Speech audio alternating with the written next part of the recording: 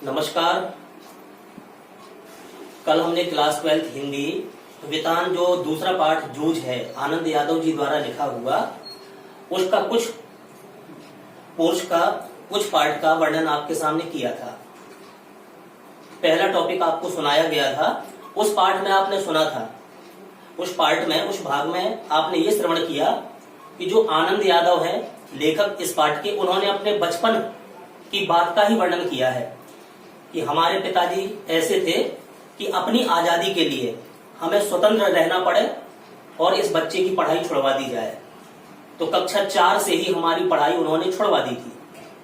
सारा घर का काम, खेती का काम, सब कुछ हम ही से कराते और वो दिन भर बाहर मौज मस्ती करते रहते और हमारी पढ़ाई नुकसान हो गई।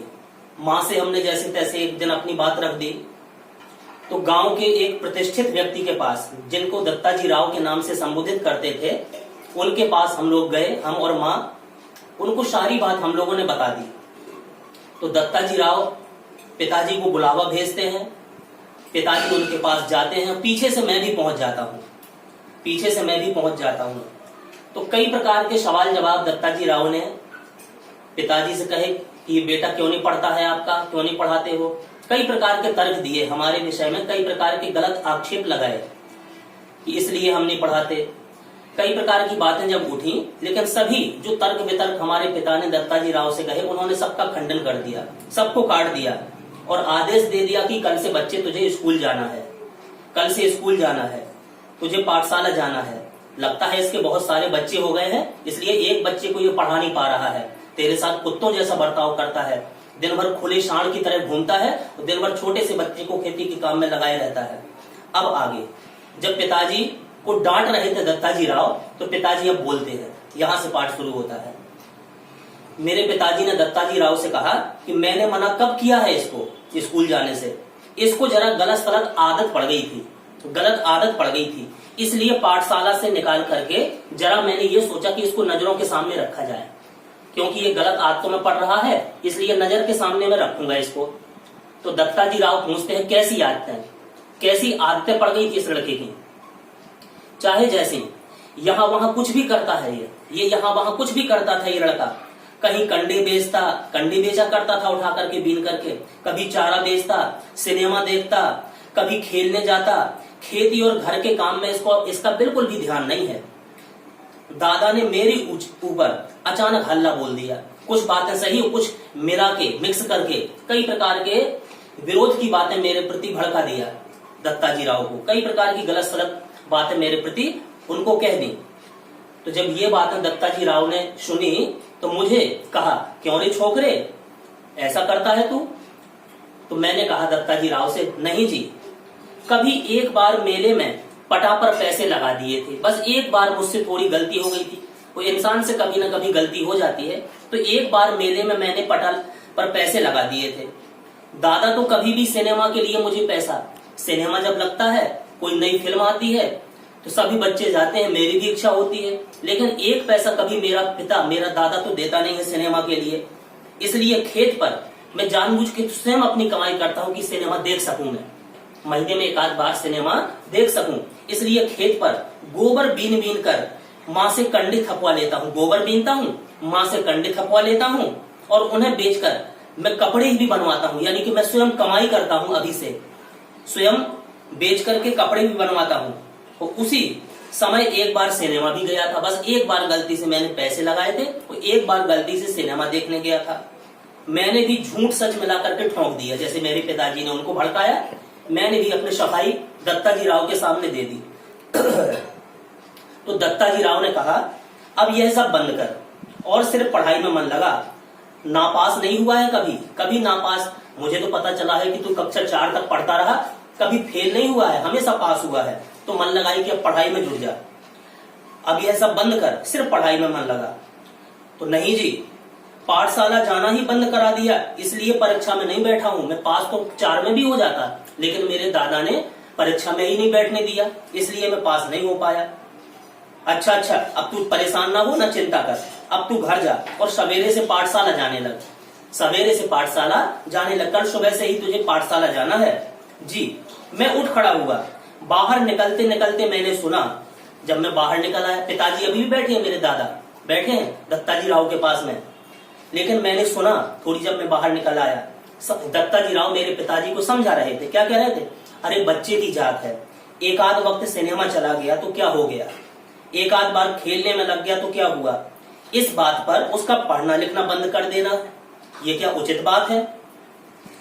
तो मेरे पिताजी यानी कि मेरे दादाजी कह रहे थे दत्ताजी राव से, जी आप कहते हैं तो भेज दूंगा, मैं कल से अपने बच्चे को पाठशाला भेज दूंगा, देखते हैं एक आध वर्ष में कुछ सुधार उसमें होता है कि नहीं होता है, अगर कुछ सही सुधार उसमें हुआ तो ठीक है। दादा ने मन मारकर कह दिया, हाँ भर दी। वैसे उनकी बिल्कुल इच्छा नहीं थी, क्योंकि अब मुझसे ही सारा काम वो करवाते थे, मेरी छोटी सी उम्र, मुझसे ही खेती का काम, घर का काम, सारा काम मुझसे करवाया जाता। पिताजी अब एक काम नहीं करते जब से मेरी पाठशाला बंद करवाई। तो मन मारकर जैसे तैसे उनको दत्ताजी राव के सामने हामी भर देनी पड़ी कि हाँ बच्चे को हम पाठशाला भेजेंगे। इस समय उनका कोई बस नहीं चला था, उनके सामने तो ना करने की बड़े बड़े लोगों की हिम्मत नहीं पड़ती थी, तो किसी की हिम्मत नहीं पड़ती थी। तो पिता ने मन मारकर जैसे तैसे हाँ कह दिया। चलो दादाजी हमारे घर लौट आए, पिताजी खाना खाने के लिए बैठे। खाना खाते खाते दादा ने मुझसे वचन लिया, जब खाना खा रहे थे हम लोग तो दादा ने मुझसे वचन लिया, पाठशाला देख लड़के, दत्ताजी राव के कहने से मैं तुझे कल से पाठशाला तो भेजूंगा, लेकिन एक बात याद रख, पाठशाला तेरी 11 बजे होती है, 11 बजे से तेरा स्कूल लगता है, दिन निकलते ही, इसलिए सुबह सुबह तो तुझे जाना नहीं है पाठशाला, दिन निकलते ही जहां से दिन निकले खेत पर हाजिरी तेरी होनी चाहिए, सबसे पहले खेत पर ही हाजिरी होनी चाहिए। 11 बजे तक पानी लगाना है, 11 बजे तक तुझे ही खेत में पानी देना है, ये काम तेरे ही है। और ठीक 11 बजे तुझे पाठशाला जाना है अपने, और ऐसा नहीं खेत पर से सीधे पाठशाला पहुंचना, यानी यहीं से अपना बस्ता पैक करके अपना लंच लेते हुए खेत पे जाना, 11 बजे तक खेत में काम करना, पानी इत्यादि देना, जो भी कार्य खेत के हों, और सीधे खेत से ही पाठशाला पहुंचना। सवेरे आते समय ही पढ़ने का बस्ता घर से ले आना, यानी कि सुबह घर से ही जब निकलना सीधे बस्ता लिए जाना और खेत से ही स्कूल तुझे पहुंचना है। छुट्टी होते ही घर में बस्ता रखकर, जैसे तेरी स्कूल की छुट्टी हो जितने बजे भी हो, सीधे घर में तूने बस्ता रखा और सीधे खेत पर आकर घंटा भर ढोर चराना, यानी कि जानवरों को चराना है। कभी खेतों में, अगर एक बात और सुन ले, अगर ये शर्त तुझे मंजूर है तब तो तेरा पाठशाला जाना मैं शुरू करूं, नहीं तो ना हो पाएगा शुरू। और एक बात और सुन ले, कभी कभी अगर खेतों में कुछ ज्यादा काम हुआ तो पाठशाला में गैर हाजिरी लगाना भी पड़ेगा तुझे, समझे? मंजूर है? तो मेरी मन से दिली तो इच्छा ही थी कि सभी बच्चे पढ़ रहे हैं, मुझे पढ़ लिख करके कुछ बनना है, खेती के कार्य में मुझे अपनी जिंदगी नहीं बर्बाद करना, जैसा कि इसका शीर्षक लिया गया है, इसका शीर्षक जूझ। तो क्या है, मैंने कह दिया हाँ, खेत में अगर काम होगा तो गैर हाजिर तो रहना ही चाहिए, पहले अपना काम करेंगे। मैं ऐसे बोल रहा था कि मानो मुझे सारी बातें मंजूर हो, जो भी पिताजी कह रहे हो। मन आनंद से उमड़ रहा था, बड़ा खुशी हो रहे थे हम कि जो मेरे पिताजी ने 1 साल पहले मेरी पाठशाला छुड़वा दी थी खेती के काम करवाने के लिए, वो अपनी मौज मस्ती के लिए, अपनी स्वतंत्रता के लिए, आज फिर से वो मेरी पाठशाला शुरू हो जाएगी। तो बड़ा आनंद से मेरा हृदय उमड़ रहा था। हाँ, इतना मंजूर हो तो पाठशाला जाना, और नहीं तो अगर जो मैंने काम बताया ये तूने कार्य नहीं किए, ये काम नहीं किए, तो पढ़ना लिखना किस काम का है, बेकार है सब। मैं सवेरे शाम खेतों पर आता रहूंगा ना, मैंने फिर कह दिया, मैं स्कूल के अलावा जो समय मिलेगा मैं खेतों में आता रहूंगा दादा, सुबह को भी आऊंगा और शाम को भी आऊंगा। हाँ, यदि नहीं आया किसी दिन, पिताजी समझा रहे हैं, यदि किसी दिन नहीं आया तो देख, गांव में जहां तू मिलेगा, स्कूल से छुट्टी हो गई और ये लड़का लड़कों के संग में कहीं खेलने कूदने में, कहीं और काम में, अगर तू मुझे कहीं मिल गया तो वहीं से कुचलता हुआ तुझे लाऊंगा। तेरे ऊपर पढ़ने का बहुत भूत सवार हो गया है, दूसरों से सिफारिश करवाता है, बहुत भूत सवार है पढ़ने का। मुझे मालूम है बालिस्टर नहीं होने वाला है, तू बालिस्टर बनने वाला नहीं है। दादा बार बार कुर कर रहा था, यानी बड़ा परेशान हो रहा था। मन से उनकी इच्छा बिल्कुल नहीं थी कि लड़का को हम पढ़ाएं। मैं चुपचाप गर्दन नीचे करके खाना खाता रहा, उनकी बातें भी सुनता रहा। चलो रोते धोते जैसे तैसे हमारी पाठशाला फिर से शुरू हो गई, जो 1 साल पहले छूट गई थी। रोने धोने के बाद फिर से जैसे तैसे पाठशाला शुरू हो गई। गर्मी, सर्दी, हवा, पानी, वर्षा, भूख प्यास आदि का कुछ भी ख्याल न करते हुए खेती के काम की चक्की में 11 से 5 बजे तक पिसते रहने से छुटकारा मिल गया मुझे। बड़ा अच्छा, मेरे मन में ये बड़ा अच्छा भाव आ रहा था कि 11 से 5 बजे तक मैं धूप में, चाहे धूप हो चाहे सर्दी हो चाहे बरसात हो, बस खेती के काम में मैं ही जुटा रहता हूँ। कम से कम इतने समय तक के लिए मुझे छुटकारा तो मिल जाएगा खेती से, और मैं होशियार होऊंगा, पढ़ाई स्कूल जाऊंगा। तो उस चक्की की अपेक्षा, यानी कि इस खेती किसानी की चक्की में पिसने की अपेक्षा मास्टर की छड़ी की मार अच्छी लगती थी। मास्टर की छड़ी की मार अच्छी है, उसे मैं मजे से सहन कर लेता था। अच्छा, दोपहर भर की कड़क धूप का समय। अब मैंने जैसे तैसे पाठशाला जाने के लिए मैं तैयार हुआ। तो दोपहर भर की कड़क धूप का समय पाठशाला की छाया में व्यतीत हो रहा था। पाठशाला में बिल्कुल हमें छाया में बैठना है, ना कि खेतों की तरह धूप में खड़े रहना है। गर्मी के 2 महीने आनंद में बीत गए। 2 महीने बहुत ही आनंद पूर्वक हमारे स्कूल में व्यतीत हो गए। फिर से 5वीं जाकर बैठने लगा। चलो जैसे तैसे मेरा स्कूल शुरू हुआ। हृदय आनंद से उमड़ रहा था कि अब मेरा गर्मी का समय, धूप में खड़े रहने का समय आसानी में अपने गुरु की, अपने शिक्षक की छाया में व्यतीत होगा, और छाया में बैठ करके मैं ज्ञान प्राप्त करूंगा। चलो अगले दिन से मेरी पाठशाला जाने की तैयारी लग गई। फिर से 5वीं में जाकर बैठने लगा। 5वीं से जैसे कि हमारी पढ़ाई छुड़वा दी थी, फिर से मैं 5वीं में जाकर के बैठ गया। फिर से नाम लिखवाने की जरूरत नहीं पड़ी मुझे, क्योंकि पिछले साल से ही मेरा नाम उस रजिस्टर में दर्ज था। स्कूल के रजिस्टर में मेरा नाम दर्ज था, इसलिए दोबारा नाम लिखवाने की, मेरे दोबारा एडमिशन कराने की आवश्यकता नहीं पड़ी। 5वीं नापास की टिप्पणी नाम के आगे लिखी हुई थी। जब मैं गया तो मेरे नाम के आगे पहले ही से लिखा था 5वीं नापास, यानी कि कक्षा 5 में ये पढ़ता रहा पहले और इसकी पढ़ाई छूट गई थी, इसलिए इस साल दोबारा फिर से 5 में आ गया है। तो 5वीं नापास की टिप्पणी आगे लगी हुई थी। वह 5वीं के ही हाजिरी रजिस्टर में लिखा रह गया था, जो पिछले साल का रजिस्टर था। अच्छा, अब सुनना बड़े गौर से।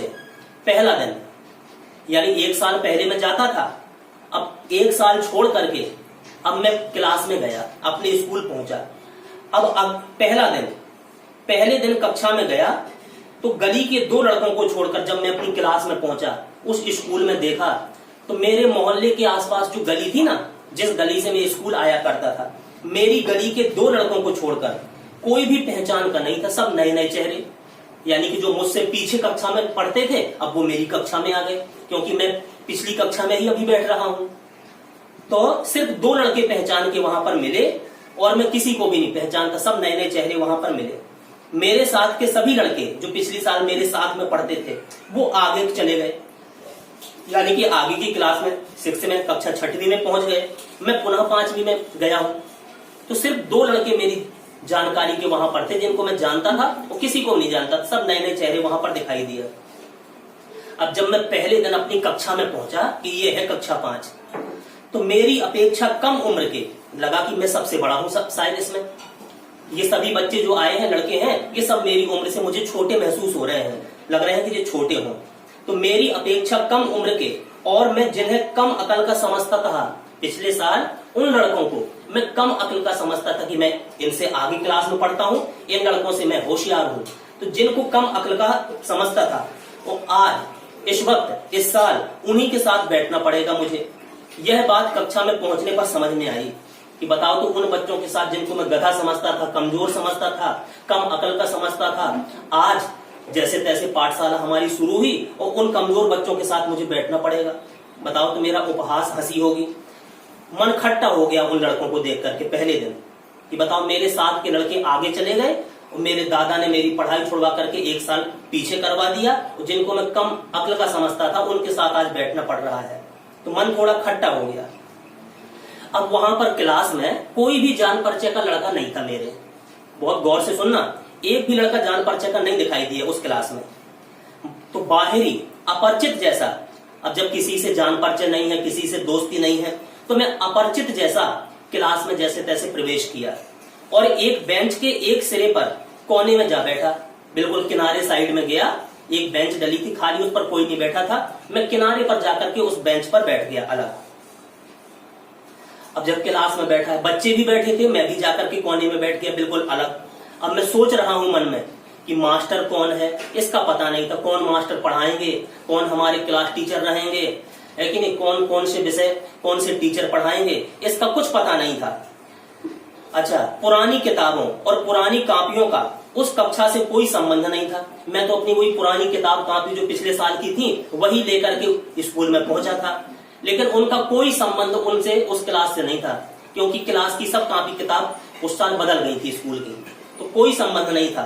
फिर भी मैं उन किताबों को संजोए हुए रखे हुए था, अपना इकट्ठा करके अपने पास रखे हुए था। फिर भी लट्ठे के बने थैले में, लट्ठा एक कपड़ा होता था पहले, उस लट्ठे के बने थैले में उन्हें ले आया था अपनी पुरानी किताब कॉपियों को। बस अड्डे पर कोई लड़का अपनी पोटली संभाले किसी इंतजार में जैसे बैठा होता है, जैसे कोई हम बस अड्डा जाएं, कोई लड़का हो उसको बस से कहीं यात्रा करना है, बस आने वाली हो, वो अपनी पोटली जैसे संभाल करके कोई व्यक्ति बैठ जाता है कि बस आएगी, मैं पोटली मेरा कोई सामान न चुरा ले जाए और बस आए तो मैं शीघ्रता से चढ़ जाऊं। तो जैसे बस अड्डे पर कोई लड़का पोटली संभाल करके बैठता है, उसी तरह से मैं अपनी पढ़ाई की इन किताब कॉपी रूपी पुरानी धरोहर को संभाले हुए खाली बेंच पर किनारे पर बैठा हुआ था क्लास में। तो वहां पर जब मैं पहुंचा सभी अपरिचित थे, किसी से जान पहचान नहीं। अब कई लड़के वहां जब मैंने थोड़ी देर बैठा रहा, पता चला कि यहाँ लड़के कुछ शरारती दिखाई दे रहे हैं। ऐसा नहीं कि मुझे परेशान करें ये, क्योंकि मैं इनके लिए नया हूं, ये लोग काफी समय से पढ़ रहे, ये सब आपस में दोस्त बन गए होंगे। तो एक लड़का बड़ा शरारती मुझे दिखाई दिया, वो आया मेरे पास, मुझे अकेला बैठा हुआ देख करके पूछता है, क्या नाम है मेहमान? अरे मेहमान, तेरा नाम क्या है? तू मेरी क्लास में नया दिखाई देता है, ये उस लड़के ने पूछा। मुझे तो तू नया लगता है, या तू एक बात बता मेहमान, या गलती से हमारी इस कक्षा में तू घुस आया है? बता जल्दी, कैसे बैठा है तू? कक्षा के सबसे ज्यादा शरारती चौहान के लड़के ने सामने आकर, चौहान एक कोई व्यक्ति होंगे, उनके लड़के ने सामने आकर खिल्ली उड़ाने के स्वर में मुझसे पूछा, मेरी हंसी उड़ाने के स्वर में मुझसे पूछा कि मेहमान तेरा क्या नाम है? लगता है तूने गलत कक्षा में प्रवेश कर लिया है, ये तेरी क्लास नहीं है, क्यों बैठा है यहाँ पर? तो मेरे ध्यान में आया कि मेरी पोशाक, जब उसने मुझसे प्रश्न किया तो मैंने अपने शरीर की तरफ देखा, मेरी पोशाक भी बिल्कुल अलग थी अन्य लड़कों की अपेक्षा। यानी कि पिछले साल से इस साल पूरी ड्रेस भी बदल गई थी। अब सब बच्चे अपने पैंट और शर्ट में टाई आई इत्यादि जैसे चलती है आजकल, कुछ नई वेशभूषा में स्कूल में जाना शुरू कर दिया था। लेकिन मैं किस ड्रेस में पहुंचा था स्कूल? पहला दिन था तो घर की पोशाक पहनते हुए ही मैं स्कूल पहुंचा था। घर में क्या पहनता था? जैसे किसान लोग अपनी पोशाक पहनते हैं घर में। तो मेरे ध्यान में आया कि मेरी पोशाक भी अजनबी जैसी है, अजनबी सी पोशाक है मेरी। बालगुड़ी की लाल माटी के रंग की, सुनना ध्यान से, बालगुड़ी की लाल माटी के रंग में मटमैली हुई धोती, मटमैली सी धोती पहने था मैं, जैसे धोती पहनते किसान लोग कांच लगा करके, तो धोती पहने था। और गमछा पहनकर मैं अकेला ही था, धोती गमछा पहन करके क्लास में आया था मैं। और ऐसी मेरी ड्रेस जैसा कोई भी ड्रेस नहीं पहने थे, मैं बिल्कुल अलग किस्म का लड़का लग रहा था। तो जहां से मेरी ड्रेस को चौहान के लड़के ने देखा तो खड़ा किया, खड़ा तो हो जा तू, अरे तेरी ड्रेस तो बड़ी अच्छी लग रही है, बहुत अच्छी है, अरे देखा देखा तुम्हारा गमछा, कैसा गमछा है तुम्हारा ये? कहते हुए उसने मेरा गमछा खींच लिया। उस लड़के ने, शरारती लड़के ने मेरा गमछा खींच लिया। अब मैं कस के पकड़े हूं जोर से कि मेरा गमछा ये मुझसे छीन के न ले जाए। गया, अब मेरा गमछा क्या लगता है ये चला गया, ले जाएगा। मैं कस के जोर से पकड़े हूं, वहां से वो खींच रहा है, यानी कि पूरी कक्षा में इसकी खींचातानी होगी और फट जाएगा। ये छोड़ नहीं रहा लड़का, मेरा गमछा फाड़ डालेगा।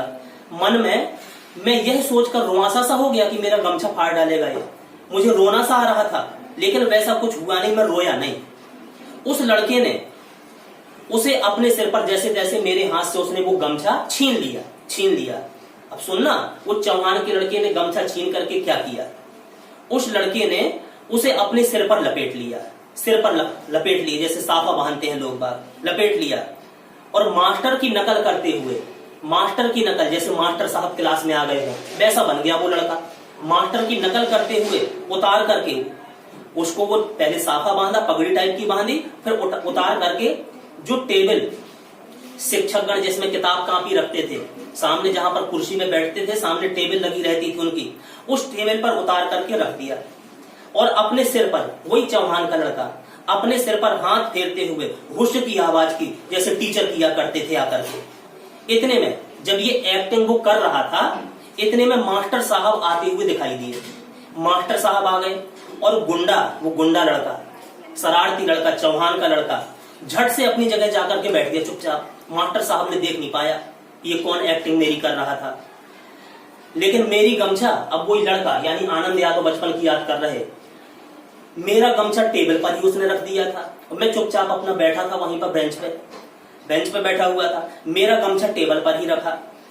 पहले दिन ही बताओ, ये क्लास का पहला दिन है, आज शुरुआत का दिन।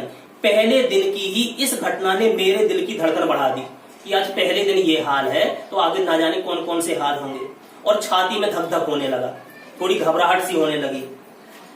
अब सोच रहा था मैं, तभी रणनवरे उनके शिक्षक का नाम था, टीचर का नाम था, जिन्होंने कक्षा में प्रवेश किया। रणनवरे मास्टर कक्षा में आए, आगे कक्षा में टीचर उनके, और टेबल पर ये मटमैला गमछा देख करके उन्होंने पूछा, टीचर पूछते हैं जहां से मेरा गमछा उसमें रखा हुआ देखा, अरे किसका है रे, ये गमछा किसका रखा है? अब रखा तो मेरा ही था वैसे, तो मैं सत्य बोल गया, मेरा है मास्टर साहब। मास्टर साहब ये मेरा है गमछा। अच्छा तेरा है, लेकिन ये तो बता तू कौन है? मुझे मेरी कक्षा में नया दिखाई देता है, तू कौन है? अब मेरा नाम वैसे बचपन में माता पिता ने रखा था जकाते। मैं जकाते हूं, पिछले साल फेल होकर के, पिछले साल मैंने परीक्षा नहीं दी, मेरे पिताजी ने पढ़ाई छुड़वा दी थी, इसलिए फिर से मैं इसी कक्षा में बैठा हूं। अच्छा ये बात है, तो गमछा ले जा पहले, ये गमछा क्यों मेरी इस टेबल पर रख दिया है? तो गंदा सा गमछा था वो, तो उन्होंने अपनी छड़ी से गमछा को उछाल दिया, उछाल करके उसको उठा करके नीचे डाल दिया। मैं उसे उठाने गया तो कहा, तू ये बता यहां क्यों रखा था मूर्खों की तरह? तूने मूर्खों की तरह ये गमछा यहां पर क्यों रख दिया था? तो मैंने कहा, मैंने नहीं रखा मास्टर साहब, उस लड़के ने, जो वो लड़का बैठा है ना बेंच पर, उस लड़के ने मेरे सिर से छीन लिया था और जबरदस्ती वहां पर रख दिया था। तो टीचर तो समझ गए कि ये लड़का जो है बड़ा शरारती है, यह चौहान का बच्चा बिना बात के उठक पटक करता रहता है दिन भर क्लास में, मैं जानता हूं ये बहुत शरारती है, इसकी ये करतूत होगी। कहते हुए मास्टर उस लड़के की ओर चले गए, उसी चौहान के लड़के की तरफ। मास्टर ने मेरे बारे में और भी पूछताछ की, भैया कहाँ के रहने वाले हो तुम, तुम्हारे माता पिता का क्या नाम है, पिछले साल क्यों नहीं पढ़े फिर आगे, कई प्रकार की पूछताछ की। जब मैंने पूरा उसका उत्तर दे दिया, सब जो प्रश्न किए उनके सबके मैंने उत्तर उनको दे दिए, फिर वामन पंडित की कविता पढ़ाने लगे, एक कविता का पाठ वो पढ़ाने लगे। बीच की छुट्टी में, अब जानते हैं जैसे कोई क्लास चलती है, लंच होता है, पहले कुछ पीरियड लगाए जाते और बीच में लंच होता है और उसके बाद भी कुछ पीरियड लग जाते। तो बीच की छुट्टी में, जब बीच की छुट्टी हुई यानी लंच का समय हुआ, तो पहले तो उस लड़के ने मेरा ये गमछा खींचा था, अब मेरी धोती की कांच खींचने लगा वो लड़का लंच के वक्त। तो लंच के समय बीच की छुट्टी में मेरी धोती की कांच उस लड़के ने 2 बार खींचने की कोशिश की, लेकिन मैं समझ गया था कि ये लड़का परेशान करेगा, मुझे सताएगा। तो मैं लंच में भी अपना ना लंच किया मैंने, और दीवार के सहारे टिका बिल्कुल बैठे ही रहा स्थिर, कि मैं उठा तो ये धोती खींचेगा मेरी, लेकिन मैं फिर दीवार की सहारे पीट करके ठीक बैठा रहा और पूरी छुट्टी होने के पहले नहीं उठा। जब तक पूरी छुट्टी नहीं हो गई तब तक मैं उठा नहीं। खिलौने के लिए बनाए गए कौवे के बच्चे को खुले में रख देने पर जैसे कौवे चारों तरफ से उस पर चोंच मारते हैं, जैसे खिलौना का कोई कौवा बना दे और रख दे बीच में, वैसे रंग रूप का बना दे, रंग रोगन कर दे उस पर, तो कौवा देखता है कि शायद ये हमारा बच्चा है, तो आकर के उसकी पड़ताल करने के लिए बार बार उस पर चोंच मारते हैं कौवे लोग। तो वैसी ही मेरी हालत उस समय क्लास में थी, वैसी ही हालत। मेरी भी पाठशाला, जिसको पिछले साल में अपनी पाठशाला समझता था, मैं होशियार चलता था क्लास में, वही मेरी पाठशाला आज मुझे चोंच मार मार कर घायल कर रही थी। चलो जैसे तैसे पहले दिन की क्लास हमारी समाप्त हुई, पहले दिन का स्कूल समाप्त हुआ। अब घर जाते समय छुट्टी हो गई, हम घर जाने के लिए तैयार हुए। घर जाते समय सोच रहा था कि लड़के मेरी खिल्ली उड़ाते हैं क्लास में, स्कूल में मेरी खिल्ली उड़ाते हैं लड़के, धोती खींचते हैं, गमछा खींचते हैं, तो इस तरह कैसे निभाया होगा मेरा। आज पहले दिन जब ये हाल है तो आगे जाने कैसी स्थिति बनेगी। तो मन में मैंने विचार किया, अरे नहीं जाऊंगा ऐसी पाठशाला में मैं, जब ये हालत मेरी वहां पर होती है तो मैं पाठशाला नहीं जाऊंगा, इससे तो अपना खेत ही अच्छा है, उस पाठशाला से तो अच्छा अपना खेत ही है, चुपचाप काम करते रहो। गली के 2 ही लड़के हैं कक्षा में, सिर्फ 2 लड़के हैं जिनको मैं जानता हूं, और सब नए नए लड़के हैं, किसी को मैं जानता भी नहीं।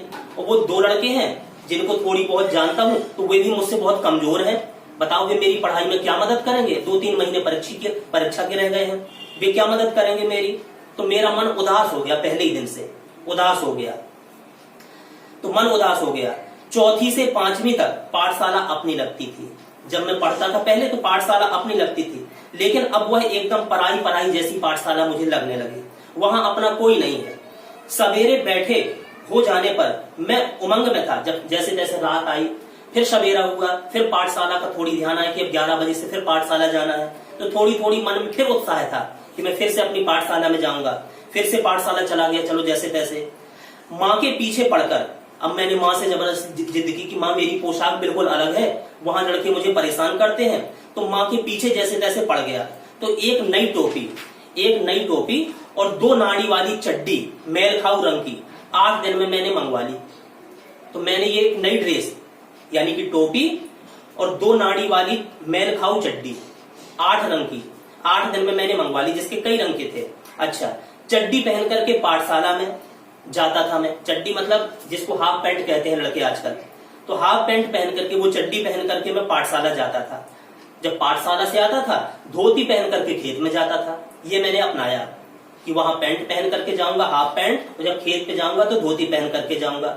धीरे धीरे जब कुछ दिन 2-4 दिन जाते जाते स्कूल में पाठशाला जाते जाते हो गया, तो अब लड़कों से मेरा थोड़ा थोड़ा परिचय बढ़ा। तो जब 2-4 दिन व्यतीत हो गए तो मैंने अपनी क्लास को समझ लिया, जानकारी हो गई मुझे। मंत्री नामक मास्टर, एक मास्टर आए तो मंत्री नाम था उनको मंत्री जी कहते थे। सभी बच्चे उन मास्टर साहब को मंत्री जी कह करके पुकारा करते थे। तो मंत्री नामक मास्टर कक्षाध्यापक के रूप में बीच में आए। अब मैंने जाना कि हमारे क्लास टीचर, हमारे कक्षाध्यापक मंत्री नामक मास्टर साहब हैं। वे प्रायः छड़ी का उपयोग नहीं करते थे, कभी हाथ में छड़ी नहीं लेते थे। वे सिर्फ उनकी जब पिटाई करना है किसी की तो एक आदत थी, कभी हाथ में छड़ी नहीं लिया। बस जिसकी पिटाई करना है हाथ से गर्दन पकड़ी उस लड़के की और पीठ पर घूंसा लगाते थे जोर का। पीठ पर एक जोर का बैठते ही लड़का भूख भरने लगता था, इसलिए उनसे डरता था बिना छड़ी के। लड़कों के मन में उनकी बड़ी दहशत बैठी थी। जहां से वो आते थे या किसी रास्ते से गुजर जाते थे स्कूल में, तो लड़के बिल्कुल शांत हो जाते थे, उनकी दहशत सी बैठी थी। इसके कारण ऊधम करने वाले लड़कों को, जो क्लास में ऊधम करते थे, अगर मंत्री नामक मास्टर साहब ने लड़कों को देख लिया तो ऊधम करने वाले लड़कों को प्रायः मौका नहीं मिलता था ऊधम करने का उनके सामने। तो पढ़ने वाले लड़कों को शाबाशी मिलती थी, जो शैतानी करते थे वो उनको सजा देते थे वो मास्टर साहब। जो पढ़ते थे लड़के होशियार थे उनको शाबाशी दिया करते थे। अच्छा, मैंने जब समझा कि अब मंत्री जो मास्टर साहब हैं ये हमें गणित पढ़ाते हैं क्लास में, वो गणित पढ़ाया करते थे। एक आध सवाल गलत हो जाता तो उसे वे अपने पास बुलाकर समझा देते। अगर कोई सवाल गलत हो जाता तो बड़े प्रेम से अच्छी भाषा में उस सवाल को वो समझाया करते थे। एक आध लड़के की कोई मूर्खता दिखाई दी, अगर कोई ने शरारत कर दी, कोई ने गलती कर दी, कोई ने मूर्खता कर दी, तो अगर मूर्खता कोई दिखाई दी तो वे उसे वहीं ठीक कर देते। अगले दिन से वो मूर्खता का कार्य नहीं करता था। इसलिए सभी का पसीना छूटने लगा मंत्री नामक मास्टर का नाम सुनते ही, उनको देख करके। अब सभी लड़के जब उन्होंने देखा कि अब गणित तो मंत्री मास्टर साहब पढ़ाते हैं, तो अब गणित तो भैया पढ़नी पड़ेगी, नहीं तो रोज पिटाई होगी, वो बहुत मारते हैं। तो सभी लड़के घर से पढ़ाई करके आने लगे, वो खास तौर से गणित। अब मैंने क्लास में रहते रहते अब ये जान लिया कि एक लड़का हमारी क्लास में बहुत होशियार है, जिसका नाम है बसंत पाटिल। बसंत पाटिल नाम का एक लड़का, शरीर से दुबला पतला, शरीर उसका बिल्कुल कमजोर था, दुबला पतला सा, किंतु बहुत होशियार था पढ़ाई में। उसके सवाल हमेशा सही निकलते थे। जो मास्टर साहब सवाल दिया करते थे स्कूल में, जो वो घर से लगा के आया करता था, अधिकांशतः उसके सारे सवाल सही निकला करते थे। वो स्वभाव से शांत रहता था, बिल्कुल सीधा सा, और हमेशा पढ़ने में ही लगा रहता था, पढ़ाई में ही मन लगाए रहता था। घर से पूरी तैयारी करके आता होगा। मैंने अंदाज लगाया कि इस लड़के के सभी सवाल सही निकलते हैं, लगता है घर से तैयारी करके आता है। दूसरों के सवालों की जांच करता था। अच्छा, मास्टर साहब भी उस लड़के को बहुत चाहते थे क्योंकि वो होशियार था। कभी कभी कुछ कॉपी मास्टर साहब जैसे चेक कर रहे, कुछ बसंत पाटिल लड़के को, भैया तू भी देख ले, तू होशियार है, तेरे सवाल सही हैं, इन लड़कों की कॉपी तू तो देख ले, किन्ने सही लगाए हैं सवाल, किन के गलत हैं। तो मास्टर साहब ने उसे कक्षा मॉनिटर बना दिया था, बसंत पाटिल नाम के लड़के को। और वो लड़का जो बसंत पाटिल था हमेशा पहली बेंच पर बैठता था, बिल्कुल मास्टर साहब के पास में। कक्षा में उसका बड़ा सम्मान भी था, सभी लड़के उसको सम्मान की दृष्टि से देखते थे, उसका सम्मान करते थे। अब आगे क्या होगा ये कल के वीडियो में डालेंगे, अभी यही समाप्त करते हैं। धन्यवाद।